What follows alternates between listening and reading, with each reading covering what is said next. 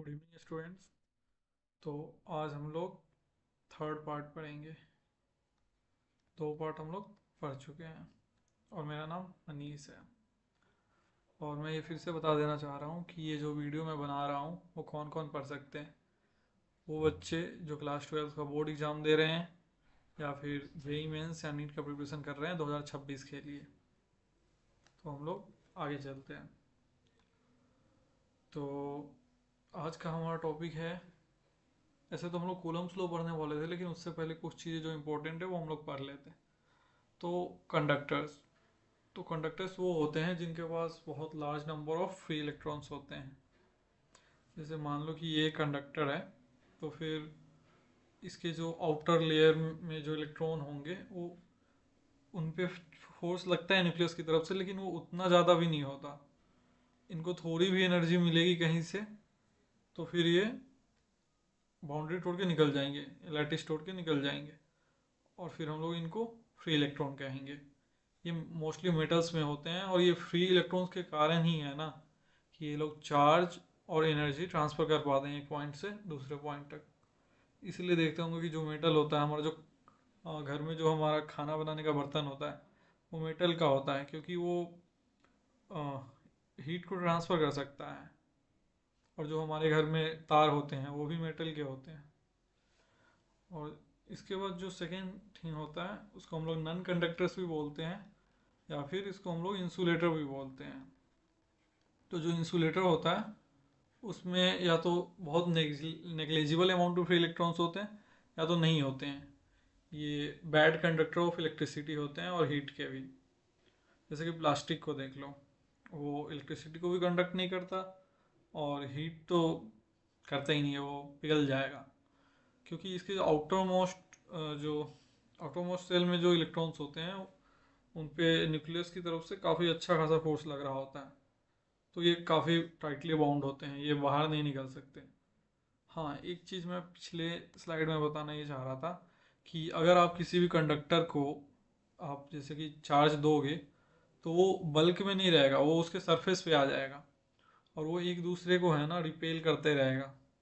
Surface पे आके जैसे कि ये सरफेस पे आ जाएगा इलेक्ट्रॉन यहाँ पे और एक दूसरे को धक्का देगा, और इसी कारण से है ना इसको थोड़ा भी कहीं से एनर्जी मिलेगा ये निकल जाएगा बाहर। और वैसे ही इंसुलेटर में क्या होता है कि आप उसके पास तो फ्री इलेक्ट्रॉन होते नहीं है, लेकिन फिर भी आप इसको चार्ज दे सकते हो।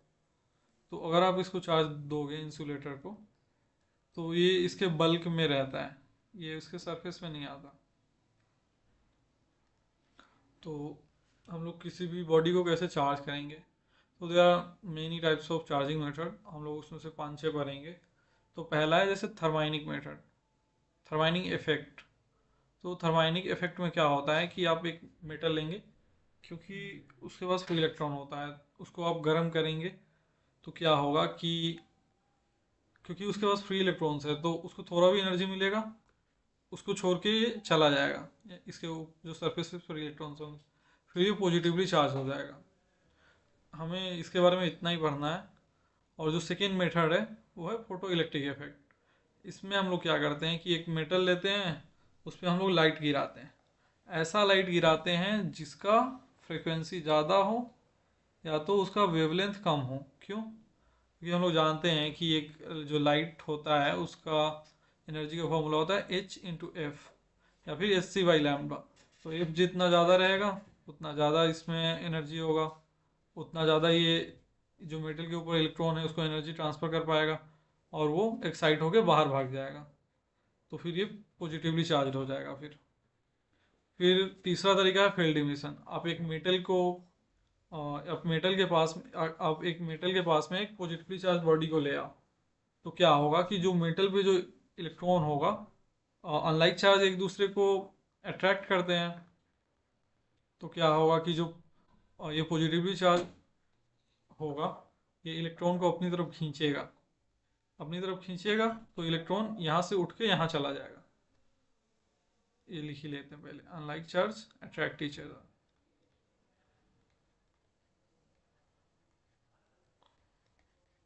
तो फिर ये जो होगा इस पे का जो सरफेस का इलेक्ट्रॉन होगा वो इस पॉजिटिवली चार्ज बॉडी पे चला जाएगा, तो फिर ये पॉजिटिवली चार्ज, ये मेटल भी पॉजिटिवली चार्ज हो जाएगा।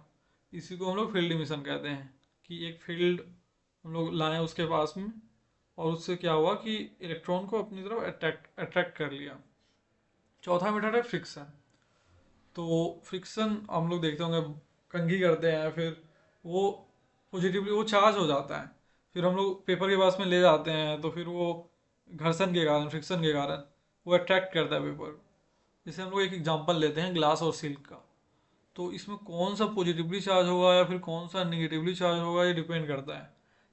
मान ये जो ग्लास होता है, इसको है ना इलेक्ट्रॉन से ज़्यादा प्यार नहीं है, ये जो सिल्क है उसको बहुत प्यार है इलेक्ट्रॉन से, तो ये कहेगा कि मैं तो अपना इलेक्ट्रॉन नहीं दूंगा, तो ग्लास ही अपना इलेक्ट्रॉन देगा। तो फिर ये पॉजिटिवली चार्ज हो जाएगा, और ये सिल्क है, इसको इलेक्ट्रॉन से बहुत प्यार है, तो ये सिल्क पे चला जाएगा, तो ये निगेटिवली चार्ज हो जाएगा। ठीक है। पांचवा मेथड है कि बाई कंडक्शन। एक इलेक्ट्रॉन है, एक जो कंडक्टर है वो न्यूट्रल है, और दूसरा कंडक्टर है वो पॉजिटिवली चार्ज है। तो इसको क्या कीजिए कि इसको ले जाके इसमें सटा दीजिए। ठीक है। फिर इसको हटा दीजिए, तो ये भी अब पॉजिटिवली चार्ज हो जाएगा। ठीक है। छठा मेथड है बाय इंडक्शन। आपके पास एक कंडक्टर है, उसके पास में क्या है, आपके पास एक कंडक्टर है, चलिए ठीक है, एक न्यूट्रल कंडक्टर है, इसके पास में क्या कीजिए, पॉजिटिवली चार्ज ले जाइए, पॉजिटिव चार्ज, कुछ करना भी नहीं है, बस इसके पास में ले जाइए। तो क्या होगा, ये पॉजिटिव चार्ज अपनी तरफ इसमें का जो इलेक्ट्रॉन को अट्रैक्ट करेगा, और फिर पॉजिटिव चार्ज को रिपेल करेगा, तो फिर इसका ओरिएंटेशन ऐसा हो जाएगा कि एक तरफ ये निगेटिवली चार्ज, दूसरी तरफ पॉजिटिवली चार्ज। तो बाई इंडक्शन भी है ना, हम लोग चार्ज को प्रोड्यूस कर सकते हैं। अब वो टॉपिक आने वाला है जिसका हम सबको इंतजार था, कूलम्स लॉ।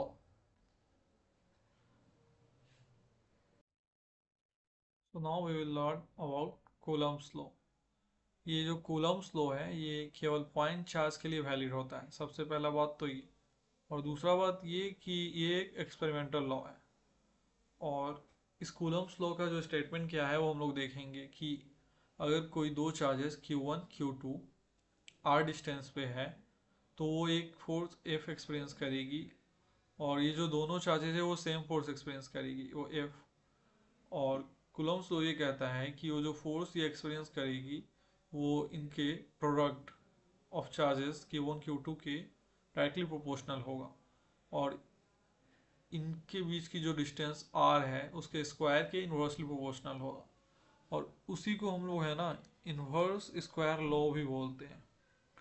सो जो फाइनल हमारा वो आएगा, जो हमारा फाइनल, आप जैसे कि कह सकते हैं जो हमारा फाइनल फॉर्मूला है एक तरह से, वो है F is equal to K Q1 Q2 into r square. Okay, ये एक इम्पोर्टेंट फॉर्मूला है, इससे क्वेश्चन आते हैं। और इसमें का जो ये K है वो एक कांस्टेंट है, उसका नाम है इलेक्ट्रोस्टैटिक कांस्टेंट। ऑल्सो जो एयर में इस K की जो वैल्यू होती है वो होती है आपकी 9 × 10⁻⁹ न्यूटन मीटर स्क्वायर पर कूलम स्क्वायर। इसको हम लोग ऐसे देख सकते हैं कि ये जो Q1 Q2 है ये तो नीचे जाएगा F के, और तो ये नीचे कूलम स्क्वायर हो गया, और ये न्यूटन पहले से था, और आर स्क्वायर इधर जाएगा, तो ये मीटर स्क्वायर हो जाएगा। तो इसका जो K का जो यूनिट होता है newton metre square upon coulomb square. Also like ये जो चार्ज होगा, ये जो फोर्स है ना, ये हमारे ये जो Q1 Q2 को जो जोड़ रहा है जो लाइन, उसके अलोंग ही लगेगा, और इसको हम लोग कंजर्वेटिव चार्ज भी बोलते हैं। ऑल्सो लाइक ये जैसे यहाँ पे हमने दिखाया कि रिपल्सिव फोर्स दिखाया, लेकिन ये अट्रैक्टिव फोर्स भी हो सकता है। अगर ये दोनों की चार्ज अलग अलग है, ये Q1 पॉजिटिव है और Q2 नेगेटिव है, तो ये एक दूसरे को अट्रैक्ट भी करेंगे और रिपेल भी कर सकते हैं, लेकिन ये हमेशा एक लाइन में ही, इसी लाइन में, इन दोनों चार्ज को जो लाइन लाइक जोड़ रहा है उसी लाइन में होगा। ओके।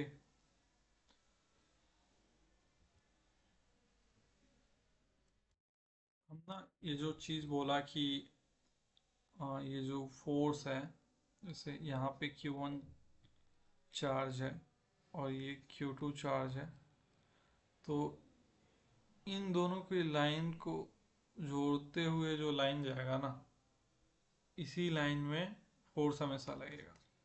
ठीक है, along the line joining this charges.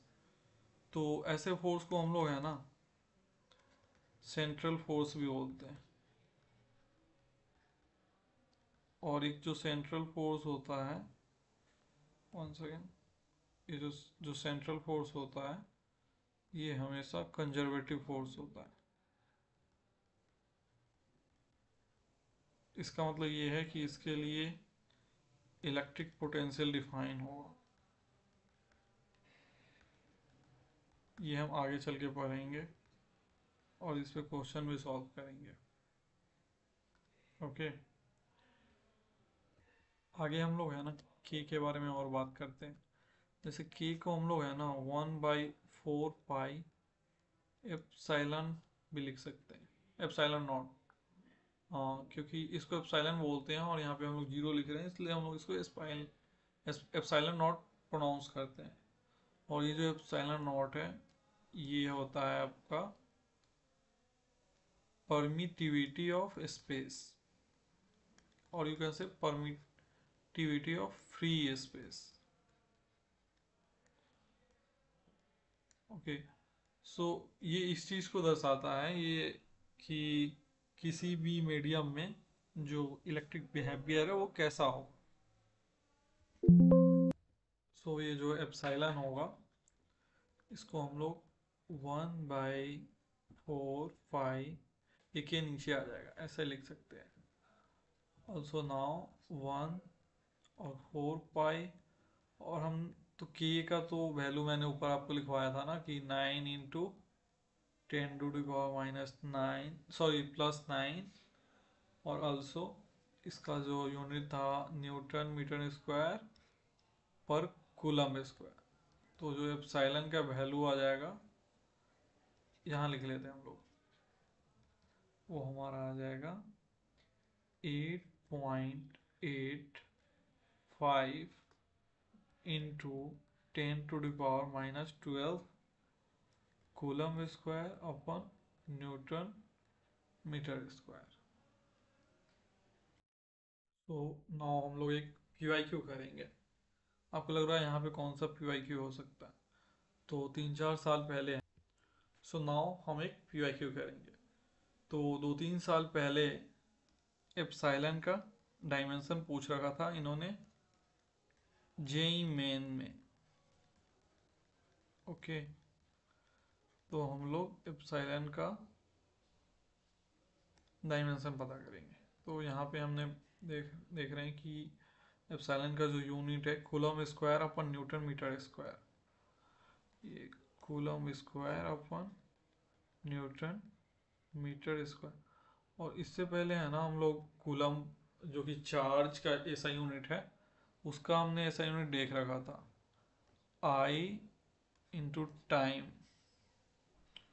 तो इसके सुपर स्क्रिप्ट में 2-2 कर देते हैं क्योंकि स्क्वायर में न्यूटन, इसको हम लोग mL/T⁻² लिख सकते हैं, और मीटर स्क्वायर को हम लोग L² लिख सकते हैं।